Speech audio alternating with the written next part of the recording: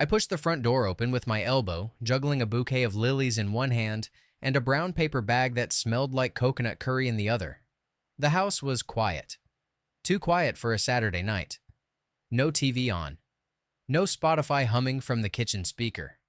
Just the low hum of the fridge and the faint hiss of running water upstairs. "Teresa," I called out, stepping inside and kicking the door shut behind me. No answer. I smiled to myself. Maybe she was in the shower. I'd beat her to the punch tonight. Flowers. Her favorite tie from that spot in Midtown, and a bottle of wine chilling in the car. I'd only been gone 3 days, but I missed her more than I expected. I figured a little surprise wouldn't hurt. My name's Tyson. I'm 36. I work in IT security, mostly from home. I'm the guy who backs up his backups and labels his spice rack alphabetically. I like order. I like knowing where things belong. I walked through the living room, setting the food on the counter. The water upstairs kept running. Then I heard something else. Laughter. A man's voice. Deep, smooth, definitely not mine. I froze. The laugh came again, followed by a soft moan. The lilies slipped from my hand, petals scattering across the hardwood. I didn't run. I didn't yell. I walked, slow and silent, up the stairs, each step deliberate, like I was stepping into someone else's life. The bedroom door was cracked open. Steam billowed out, curling into the hallway like smoke from a fire I hadn't realized was burning. I stepped closer. The sound of skin on skin. Her voice, breathless. Oh God, yes, just like that. Then his voice smug. "You like that, baby?" I didn't look. I didn't need to. I turned and walked into the closet instead. It wasn't just a closet. Not for me. I'd converted half of it into a workspace last year, soundproofed, with a built-in desk and a false panel behind the coats. Most people hang belts.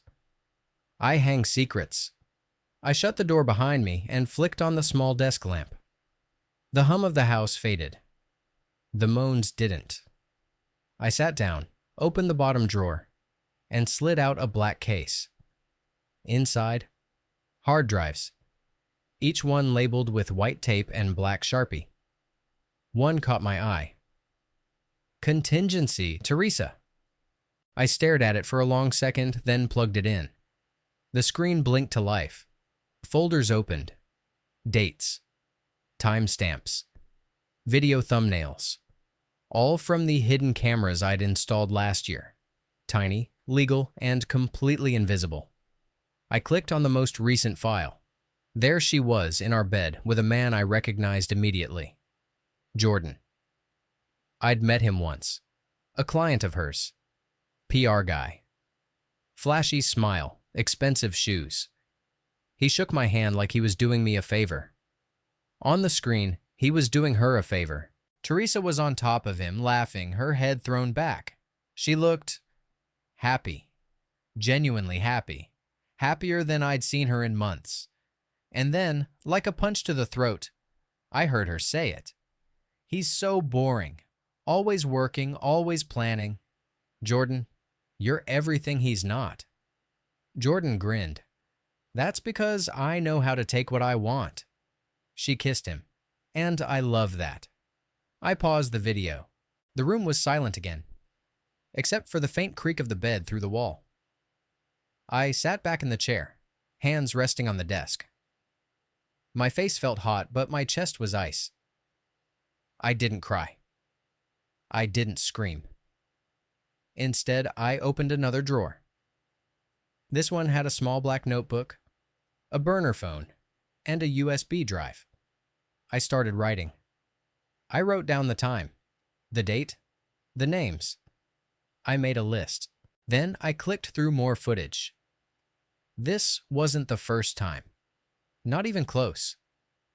Jordan had been here before. Different days, different positions, same betrayal. I watched her kiss him in the kitchen.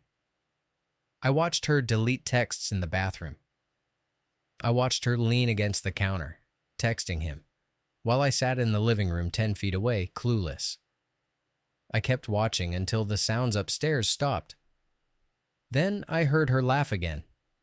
Soft, satisfied. I closed the laptop. She thought I was boring, predictable, safe. She had no idea. Sunday morning, I made pancakes. Blueberry, her favorite. I even warmed the syrup. She came down in leggings and a hoodie, hair still damp from the shower. No guilt on her face. No trace of anything. Just a fake yawn and a kiss on the cheek like nothing happened. "Smells good," she said, grabbing a mug. "You're spoiling me." I smiled. "You deserve it."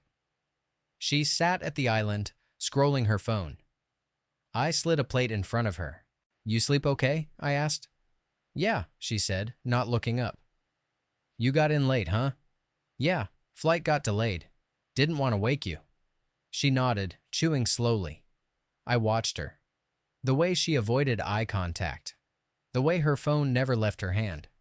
I cleared the dishes while she finished her coffee. She kissed me again, this time on the lips, and said she had errands to run. "Want me to come?" I asked. She hesitated. "Nah, it's boring stuff. Dry cleaning, groceries. I'll be quick." She was gone for 3 hours. I spent that time scrubbing through footage. My cameras weren't just in the bedroom. I had one in the living room, one in the kitchen, and one in the front entry, tucked behind the air vent. All legal. All mine. All recording. I found clips from last week. Tuesday, 3:14 p.m. Jordan walked in like he owned the place. She greeted him at the door in a robe, pulled him in by the collar. Friday, 11:06 a.m. He was back again. She poured him wine. They laughed. They kissed. They disappeared upstairs. I clicked through more dates, more visits, more lies. I opened a folder labeled Phone Sync. It was linked to the backup I set up on her phone months ago, part of a security app I installed just in case. I clicked into her messages. One thread stood out. Jordan. Jordan. He's gone again next week? Teresa. Yep, Tuesday to Friday. Same hotel in Chicago. Jordan. Perfect, I'll bring the wine. You bring that little black thing I like. Teresa. Deal. Can't wait to be in your arms again. I stared at the screen. My name didn't appear once. Not even a mention. I closed the laptop and stood up. My legs felt numb. Later that night, we were watching TV. She curled up next to me on the couch, head on my shoulder, like we were still us. She laughed at the dumb sitcom. I nodded along, silent. Her phone buzzed. She glanced at it, then turned it face down. I waited a beat. "Who's that?" I asked. She shrugged. "Nora. Something about work." I nodded. "You two getting along better now?" She scoffed. "Barely. She's always trying to outshine me. But whatever. I'll get that promotion before she does." She leaned in and kissed my neck. I let her. The next day, I drove to a coffee shop and pulled up my laptop again. I searched Jordan's name. Not his social media, the real stuff. Background checks, public records, archived articles. Something popped up from 5 years ago. A news article out of Miami. Jonathan Barnes indicted in small-cap investment fraud scheme. The photo was blurry, but the face was his. Same jawline. Same smug smile. I clicked through. Charges dropped due to insufficient evidence, but the article mentioned shell companies, fake investors, and a pattern of deception. My stomach turned. I dug deeper. No LinkedIn, no real business listings, just a flashy website and a bunch of PR fluff, most of it written by Teresa's firm. I sat back, staring at the screen. This wasn't just cheating. This was something else. That night, Teresa came home late. Said she was working late on a campaign. I nodded, asked if she wanted dinner. She said no, she already ate. I watched her walk upstairs, heels clicking on the wood. I opened the closet, sat down at my desk, and clicked play on another video. She was in our kitchen, pouring wine for Jordan. He leaned in, whispered something. She laughed, then she said it. 1 more year and we'll be out. He'll never see it coming. I paused the video, rewound, played it again. He'll never see it coming. I stared at the screen. She was right. I hadn't. Tuesday morning, I changed the locks. Not the front door, too obvious. Just the office. The one room in the house Teresa never touched. That was where I kept the real stuff. Hard drives, backups, documents. I added a keypad lock and moved everything into a fireproof safe. By noon, I had a new folder on my desktop. Operation Clean Cut. I pulled up the footage again. The kitchen video. Teresa, pouring wine. Jordan, leaning in. 1 more year and we'll be out. I paused it and took a screenshot.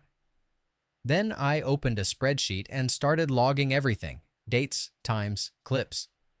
I wasn't just angry anymore. I was building a case. That afternoon, I called Garrett. We met at a quiet law office on the west side. He was sharp, early 40s, no nonsense. He'd helped a friend of mine with a messy custody battle last year. I didn't waste time. She's cheating, I said, sliding a flash drive across the table. With a guy named Jordan. I've got footage, messages, everything. Garrett plugged it into his laptop and clicked through the files, his expression unreadable. Jesus, he muttered. You sure you want to go scorched earth? I'm not burning anything, I said. I'm documenting. He nodded slowly. All right, first step, we file for divorce. No confrontation, no drama. We do this clean. But you need to protect your assets, all of them. I've already locked down the joint accounts, I said. Changed passwords, disabled transfers. She doesn't know yet. Good. Any accounts she doesn't know about? 3. All in my name. Keep them separate. Don't touch hers. Let her hang herself. I nodded. Garrett leaned back. You want the house? Yes. Kids? No. Then we go for misconduct. With this footage, you'll get everything. But we need to be smart. No leaks, no fights, just facts. I left the office with a folder full of paperwork and a plan. Back home, I dug out the laptop I gave Teresa last Christmas. She used it for work, mostly PR campaigns and social media scheduling. But I'd installed a keystroke logger on it months ago. Not out of suspicion, just habit. I work in security. It's what I do. Now it was gold. I plugged it in and pulled the logs. Her password was still the same. Trey's 2020. I opened her browser history. Dozens of emails to Jordan, shared Google Docs, a spreadsheet labeled Q4 Investment Strategy, Confidential. I opened it. My name was all over it. Initial funding, Tyson, $85,000. Projected ROI, 18 months. Exit strategy, post-divorce asset split. I stared at the numbers. She was planning to use my money, my name, my credit, to fund a company with a man who wasn't even using his real name. I clicked into more documents. There were fake invoices, client lists that didn't exist, and a pitch deck full of buzzwords and lies. One email stood out. From Teresa. Once the LLC is up, we can shift the funds.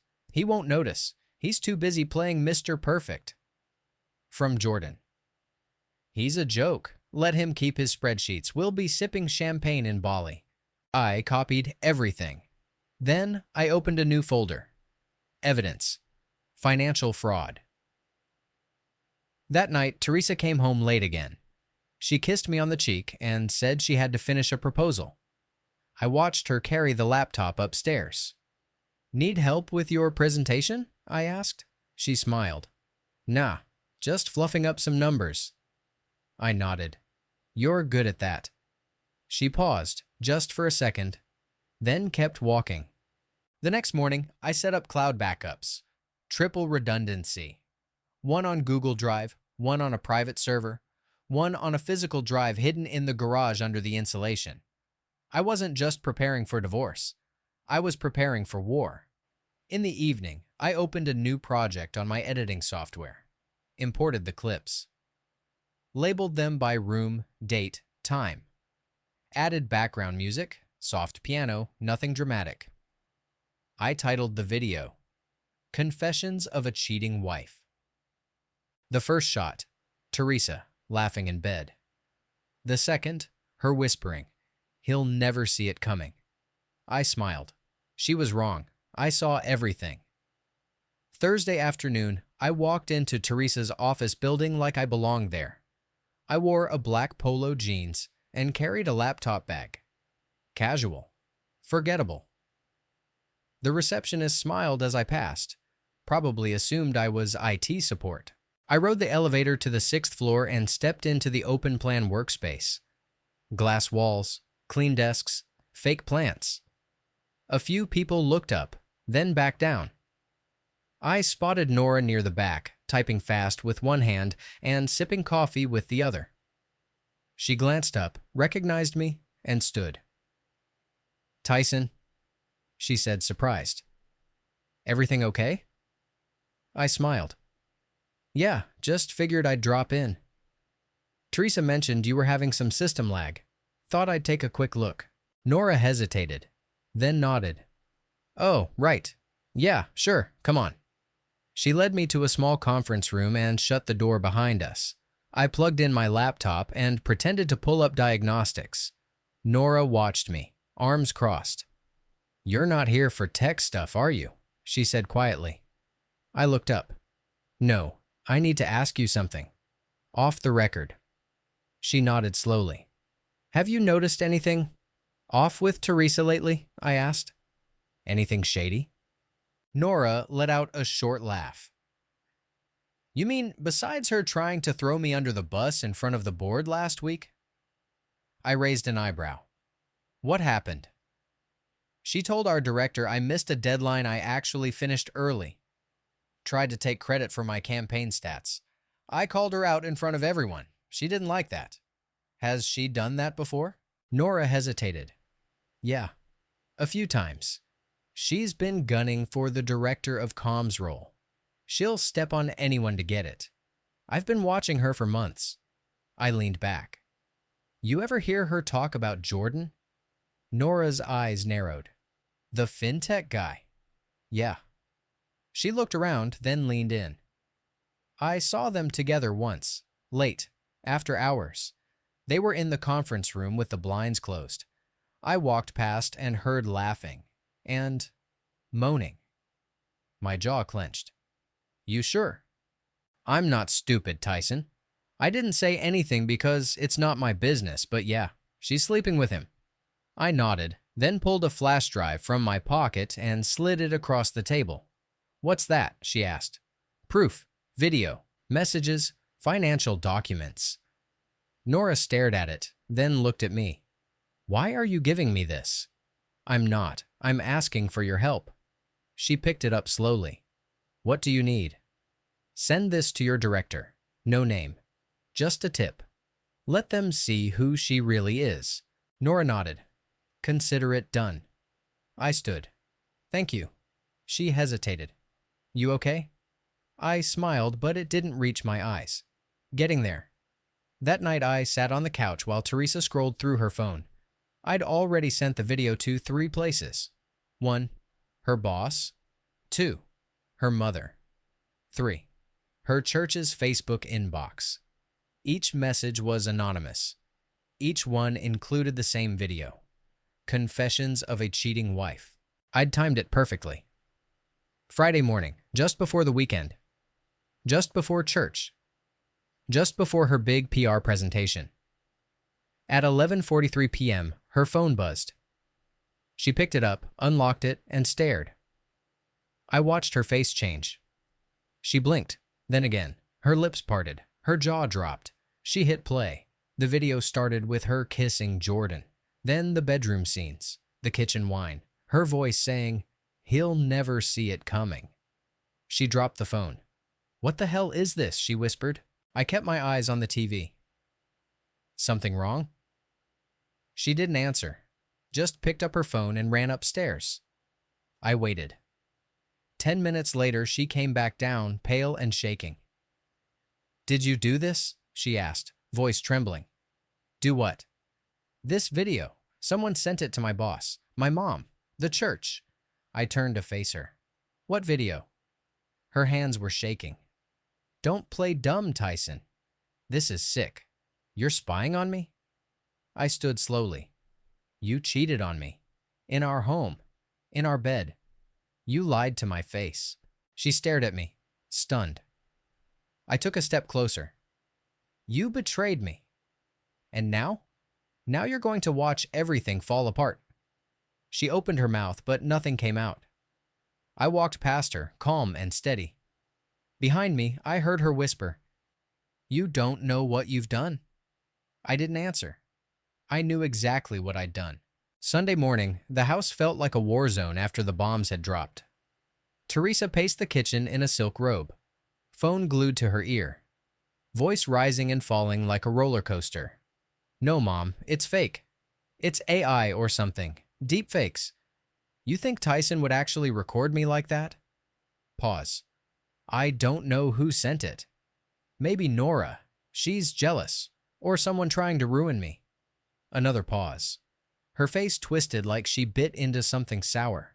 "Don't say that. Don't you dare say that. I am not a whore." She hung up and slammed the phone on the counter. Her hands trembled as she poured coffee, spilling a little.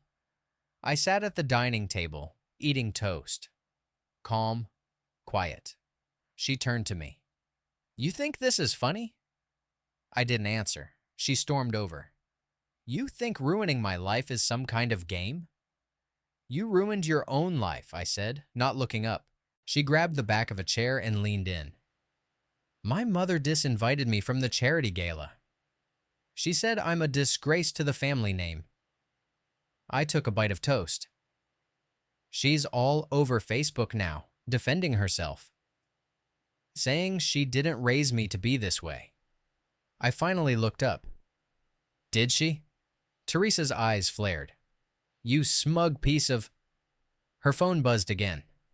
She snatched it up, read the screen, and sank into the chair across from me. "What now?" I asked. She didn't answer, just stared at the screen like it was a death sentence.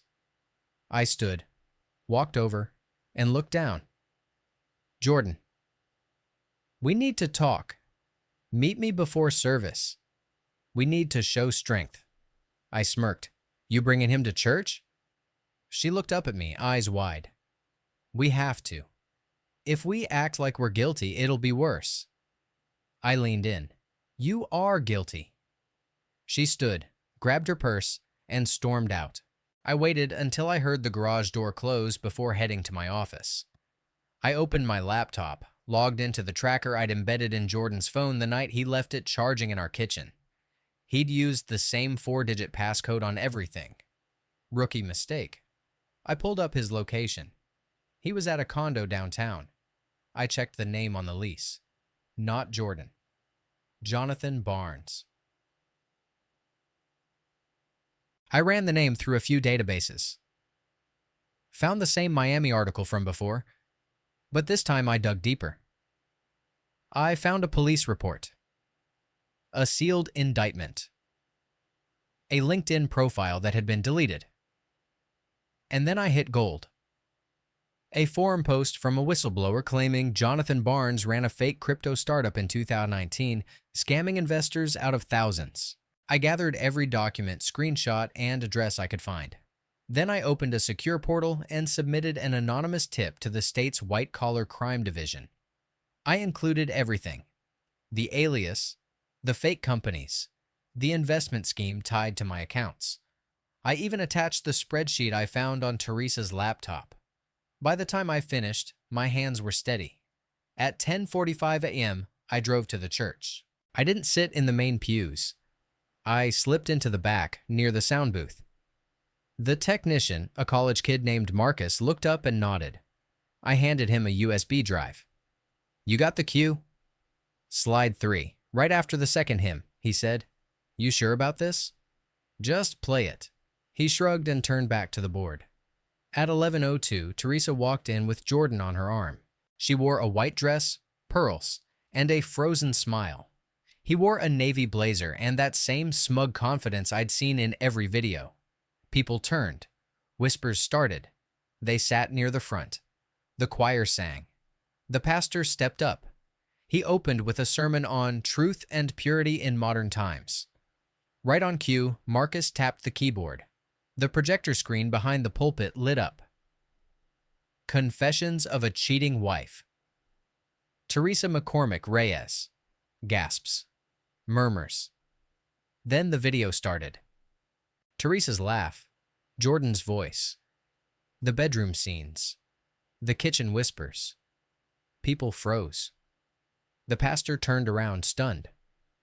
Yvonne, Teresa's mother, stood up in the second row, eyes wide, her knees buckled. Someone caught her before she hit the floor. Teresa shot to her feet. Turn it off! That's fake! That's not real! Jordan grabbed her arm. We need to leave. Now. They turned to bolt. Outside, 2 police cruisers pulled into the lot. Officers stepped out. One pointed at Jordan. Jonathan Barnes. He stopped cold. Sir, you're under arrest for fraud, wire deception, and identity falsification. Teresa screamed. Jordan didn't even look at her. They cuffed him and walked him to the car. Teresa collapsed onto the church steps, sobbing. I walked past her, slow and steady. She looked up at me, mascara streaked down her face. You did this, she choked. I didn't stop walking. I didn't say a word. I didn't need to. Monday morning, I was at Garrett's office by 9 a.m. sharp. He slid a folder across the table. You're officially filed. Divorce proceedings are in motion. Based on the evidence, we're going after full asset retention. You'll keep the house, the accounts, and anything else tied to your name. I nodded. What about the fraud? He leaned back. The state's already building a case against Jordan. Or Jonathan. Whatever his name is. Your tip lined up with an ongoing investigation. They've wanted him for years. And Teresa? Garrett gave a small shrug. If she's tied to it financially, she's looking at serious trouble. But that depends on how much she knew. She knew enough, I said. He tapped the folder. Then let the system do the rest. I left the office and drove straight home. The house was quiet. Teresa hadn't come back since the scene at the church. I changed the alarm code and turned off her access to the smart lock. By noon, I had a locksmith replace the front door deadbolt anyway. Then I got to work. I opened my laptop, pulled up the footage from the church. I'd asked Marcus to record the crowd's reaction. The gasps, the murmurs, the whispers of, is that really her? I edited it down to a tight 2-minute clip. Then I uploaded it to a burner YouTube account. Private link. No name, no tags. Just the title. When the Truth Comes to Light. I emailed it to Nora. She called me 5 minutes later. Tyson, this video. It's real. I know. I knew she was bad, but this is next level. Can you get it in front of the board? I already did. They're meeting tomorrow. Her promotion's dead in the water. Good. Nora hesitated. You okay? I'm getting there.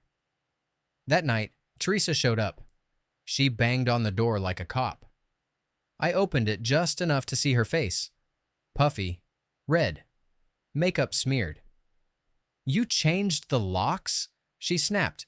You don't live here anymore. This is my house too. Not anymore. Your name's off the deed. Garrett filed the paperwork this morning. Her mouth dropped. You can't just erase me. You erased yourself when you chose him. She shoved the door. Let me in. I need my things. I stepped aside. You've got 10 minutes. Trash bags only. She walked in like a ghost. No heels, no makeup, no performance. Just a broken woman with a phone full of missed calls and a future slipping through her fingers. She filled 2 bags with clothes, shoes, and a few toiletries. Then she stood in the living room, staring at the wall. "I didn't know," she whispered, "about the fraud. I thought it was just smart investing." I didn't respond. She looked at me. I was stupid. I got caught up. He made me feel, don't. She swallowed hard. I was going to leave him. Too late. Tears welled up. I lost everything. "No," I said. "You gave everything away." She walked toward the door, then stopped. "You really hate me that much?" I looked her in the eye. "No, hate takes effort. I'm done giving you that." She left without another word. I watched her walk down the driveway, dragging the trash bags behind her like luggage. Just before she reached the sidewalk, a courier pulled up and handed me an envelope. I opened it. Court order. Emergency cease and desist. Financial activity. She'd tried to move money from one of the joint accounts I'd already frozen. Garrett had anticipated it and filed the motion that morning. I smiled. The next day, I went to the backyard, lit a fire pit, and dropped the last printed photo of us into the flames, the one from our wedding day. She was smiling. I was too, but only one of us meant it. Wednesday morning, Garrett called. "You sitting down?" I was in the kitchen, pouring coffee. "Go ahead." Judge approved everything. Full asset retention. The house, the accounts, your retirement. She gets nothing, not even spousal support. I let out a breath. That was fast. Her lawyer tried to argue emotional duress. The judge laughed, said the video evidence spoke for itself. I nodded. What about the fraud stuff? She's being investigated. They're digging into her emails, her laptop, everything you gave them. If she signed anything knowingly, it's game over. I sipped my coffee. Good. Garrett paused. You want to be the bigger person and let her walk away quietly? No. He laughed. Didn't think so. By noon, it was all over the office. Nora texted me a screenshot of the company Slack. Teresa's employment has been terminated effective immediately. We do not condone unethical behavior. Attached was a blurry still from the church video. Someone had leaked it. Nora sent another message. She screamed at HR. Security walked her out. Left crying. I replied with a thumbs up emoji. At 3 p.m., I heard a knock on the door. I opened it to see Teresa standing there, holding a manila envelope. Her face was pale, lips trembling. You win, she said quietly. I wasn't playing a game. She held out the envelope. Court papers. I signed everything. You get it all. I took it. Thanks. She looked around. Can I come in? No. Please, Tyson. Just 5 minutes. I stepped outside and shut the door behind me. She looked up at me, eyes glassy. They fired me. My mom won't speak to me. The church blocked my number. I have nothing. You had everything, I said. You threw it away. I didn't know he was a criminal. But you knew he wasn't me. She flinched. I made a mistake. You made a choice. She wiped her eyes, trying to hold it together. What am I supposed to do now? I shrugged. Start over. Like I had to. She looked at the ground. You really hate me that much? I don't hate you, I said. I just don't care anymore. That hit harder than anything else. She nodded slowly, then turned and walked down the steps. She stopped at the bottom. You were always too calm, too perfect. I never knew what you were thinking. I met her eyes. You do now. She left. I watched her walk down the street. No car, no bags, just a woman stripped of everything she used to wear like armor. At 5 p.m., a delivery van pulled into the driveway. The driver handed me a small box and a clipboard. Signature? I signed and took the box inside. Inside was a framed print from Nora, a black and white photo of a phoenix rising from ashes. A sticky note was attached. You burned it all down. Now rebuild. N. I smiled. That night, I sat on the porch with a beer, watching the sun dip behind the trees. The house was quiet. Clean. Mine. No lies. No secrets. Just peace. For the first time in months, I felt it settle into my chest like a warm weight. I didn't need to forgive her. I didn't need to forget. I just needed to finish. And I had. The doorbell rang just after noon. I opened it to find a courier holding a thick envelope and a clipboard. Tyson? Yeah. Final court decree. Need your signature. I signed, took the envelope, and closed the door. I sat at the kitchen table, tore it open, and read the top line. Final judgment of dissolution of marriage. All claims settled. It was officially over. I placed it beside my coffee and leaned back in the chair. The house was still. No more slamming doors. No more fake apologies. Just silence. My phone buzzed. Garrett, congrats. You're free. Also, she tried to contact the local news. Said she was smeared by a manipulative tech freak. I replied, let her try. She signed the NDA. Garrett. Exactly, we've got her on record. She talks, she pays. I smiled and set the phone down. The doorbell rang again. This time, it was Nora. She stood on the porch holding a small white box and a card. Hey, she said, brushing hair from her face. Hey. Mind if I come in? I stepped aside and let her in. She walked into the kitchen, looked around. Place feels different. It is. She handed me the box. Happy birthday, by the way. I blinked. You remembered? Hard to forget after everything that's happened. I opened the box. Inside was a mug that read, I survived the purge. I laughed. You're ridiculous. She grinned. You're welcome. We sat at the table. She pulled out her phone and showed me a screenshot. Thought you'd want to see this. It was a Facebook post from Teresa's mom. A long, rambling apology to her church community. Something about moral failure and spiritual cleansing. She's doing damage control, Nora said, trying to save face. She'll be fine, I said. She always lands on her feet. Nora raised an eyebrow. You think so? I paused. No, not this time. We sat in silence for a moment. Then she asked, do you regret it? I shook my head. Not a second of it. She nodded. Good. I walked her to the door. Before she left, she turned to me. You know, I always thought you were too quiet, too calm. Most people do. But after all this, she smiled. I think you're just dangerous in a different way. I chuckled. Only when I need to be. She left.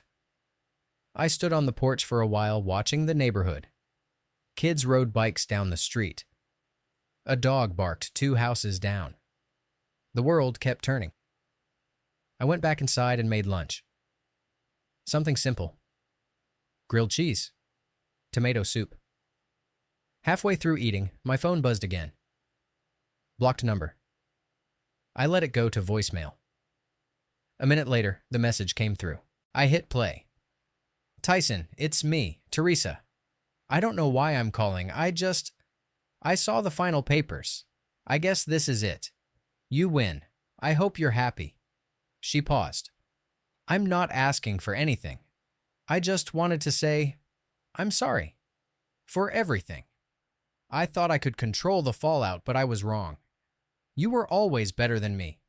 I just didn't see it until it was too late. Click. I deleted the message. No response. No need. Later that night, I sat on the back porch with a drink in my hand and the mug Nora gave me beside me. The air was cool, the sky streaked with orange and purple. Peaceful. Inside, the house was spotless. Quiet. Mine again. On the table next to me was the birthday card she'd left behind. I opened it. For surviving the purge. Below it, in her handwriting. Some people burn bridges. You built a fire. I smiled. She betrayed me in silence. I answered the same way, only louder.